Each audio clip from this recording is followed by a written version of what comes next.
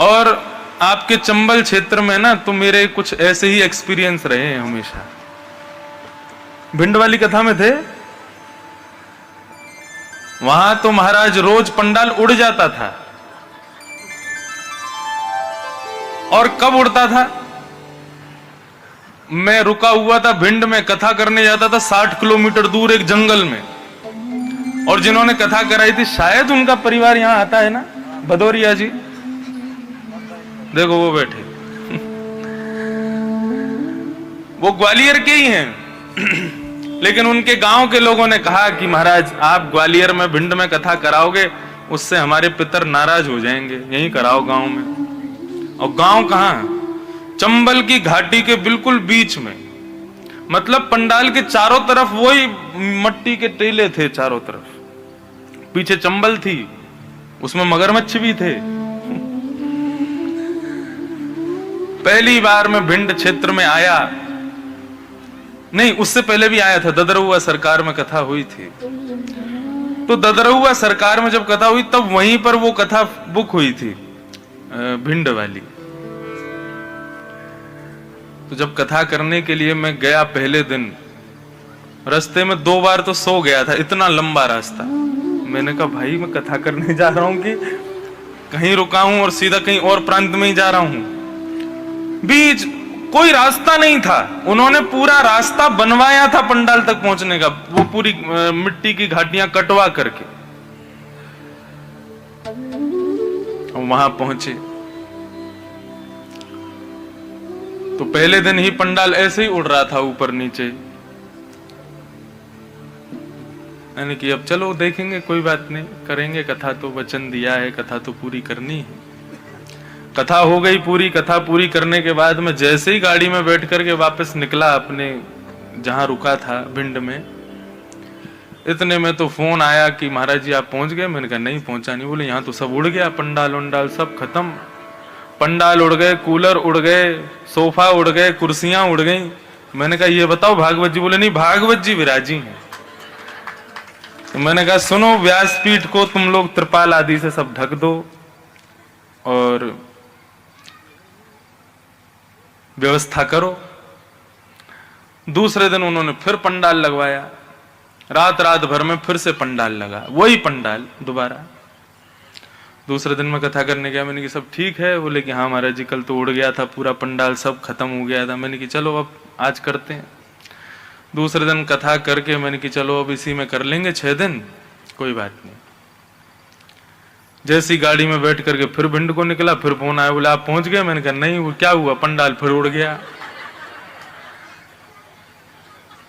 और अब की बार तो सोफा वोफा ये सब तो थे ही नहीं, खैर वो तो उड़ गए थे पहले ही। अब की बार हमारा पूरा माइक सेटअप उड़ गया।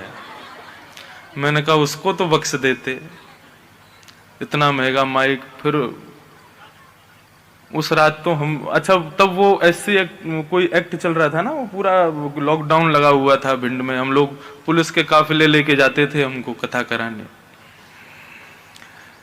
बड़ी मुश्किल से पूरी रात काटी। तीसरे दिन फिर कथा करने गए। अब की बार पंडाल हो गया था केवल व्यास मंच के बराबर का। मैंने की भाई कथा तो होगी। यजमान बेचारे बड़े दुखी।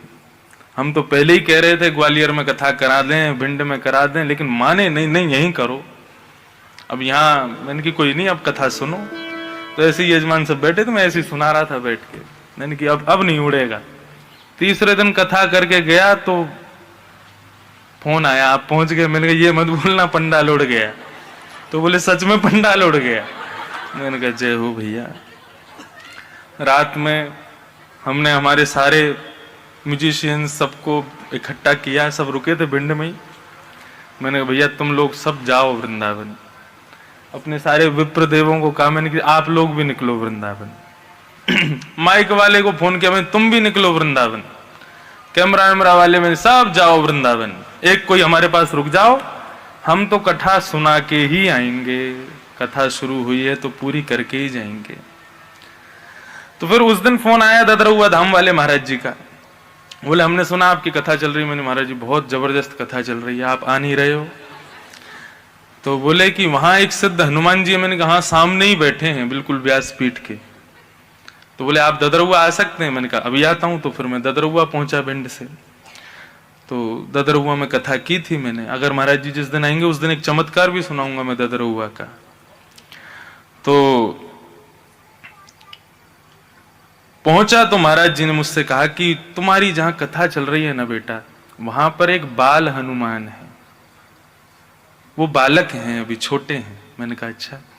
तो वो तुम्हारे साथ खेल रहे हैं। मैंने कि तो ऐसे खेलेंगे कि पंडाली उड़ाए उड़ाए फेंकेंगे? मैंने खेलना है तो कुछ और तरीके भी हैं खेलने के। तो बोले कि नहीं, अब हम एक तरकीब अपनाते हैं। मैंने क्या? बोले ये बड़े हनुमान जी हैं ददरुआ वाले, इनसे हम प्रार्थना करते हैं। उनसे जाकर के उन्होंने प्रार्थना की, देखो अपने छोटे स्वरूप को समझा लो, आप इनको कथा नहीं करने दे रहे हैं। व्यास जी बेचारे दुखी हो गए। मेरे सामने ही बोला उन्होंने, और बोल करके प्रणाम किया। बोले आज हम लेके चलेंगे आपको कथा में। कथा में लेके गए। बेचारा जो यजमान हमारे भदौरिया जी बड़े दुखी। महाराज जी बहुत अपराध हो गया। मैंने कहा अरे अपराध क्या है, सब जगह बढ़िया कथाएं होती हैं, बड़े बड़े पंडाल बनते हैं, सब जगह अच्छा होता है, अब नहीं हो पा रहा तो क्या करें। और वहां पहुंचे, महाराज जी ने जाके सबसे पहले डांटना शुरू किया उनको, बाल हनुमान जी को, वहीं खड़े होकर के। बोले ऐसे करते हो? कोई व्यास जी आए कथा सुनाने और तुम ऐसी जगह पे तो बैठे हो, यहाँ पे कोई आ तो सकता नहीं है, जैसे तैसे बेचारे ये आए हैं और इनको कथा नहीं कहने दे रहे हो। और उन्होंने ददरुआ धाम वाले हनुमान जी का सिंदूर लेकर के और वो बाल हनुमान के माथे से लगा दिया। मतलब माथे से लगाया, दोनों हाथों से लगाया, पैरों से, मतलब मानो बांध दिया उनको। बोले चुपचाप बैठो यहाँ पे और कथा सुनो। और उस दिन कथा शुरू हुई, कोई नहीं गया, सब रुके और फिर कथा पूरी हुई। 7 दिन की कथा वहां पर संपन्न हुई। वैसे ही हुई।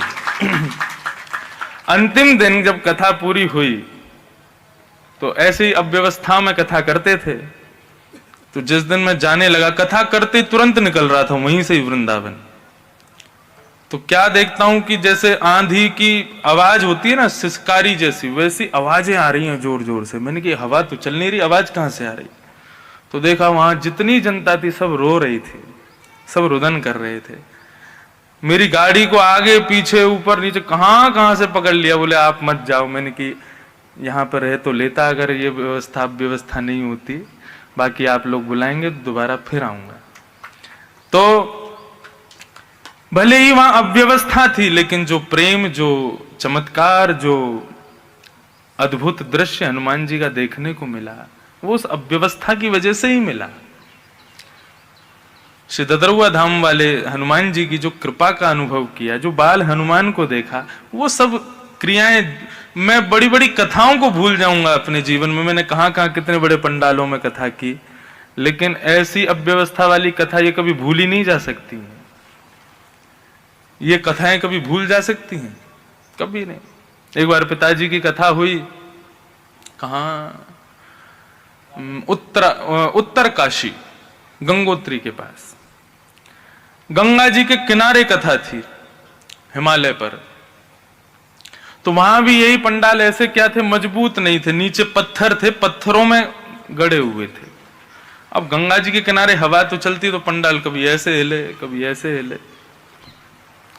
चौथा ही दिन था कृष्ण जन्मोत्सव वाले दिन, तब छोटा ही था मैं, और रात्रि का समय हुआ, शाम का समय था, और इतनी जोर की हवा आई कि पूरा पंडाल ध्वस्त नीचे। पिताजी के तबले वाले भैया के सिर पे आकर के एक रॉड गिरी, तब से बेचारे आज तक पंडित जी लोगों के ऊपर आकर के जाने क्या क्या गिरा। एक श्रोता उसमें पधार भी गए, उनके ऊपर कोई बहुत बड़ी रॉड गिर गई ऊपर से।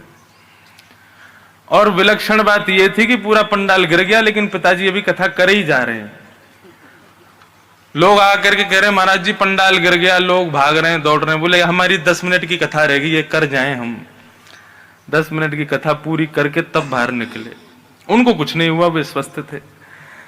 तो तब से बहुत सारी चीजें हैं, जो अव्यवस्थाएं जो आती हैं, ये हमें सिखाती हैं क्या करना है क्या नहीं करना है। कथा जब कराई जाती है तो हजारों लोग कथा सुनने आते हैं।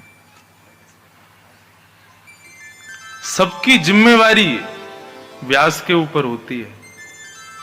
एक व्यक्ति को भी कोई असुविधा यदि कथा में हो गई तो उसका जिम्मेदार कौन है? व्यास है। लोग ये नहीं पूछेंगे किसने कथा कराई, कहां कराई, कैसे कराई, क्या कराई, ये पूछेंगे कथा किसकी थी। बोले इंद्रेश जी की थी, वहां पर एक ऐसे हो गया था, ऐसे हो गया। तो इसलिए अव्यवस्था होती है तो घबराओ नहीं, लेकिन अगली बार के लिए तैयार रहो। हेलो, यहां पर भी बाल हनुमान बैठे हैं क्या? यहां पे अंदर? अच्छा बैठे हैं। हाँ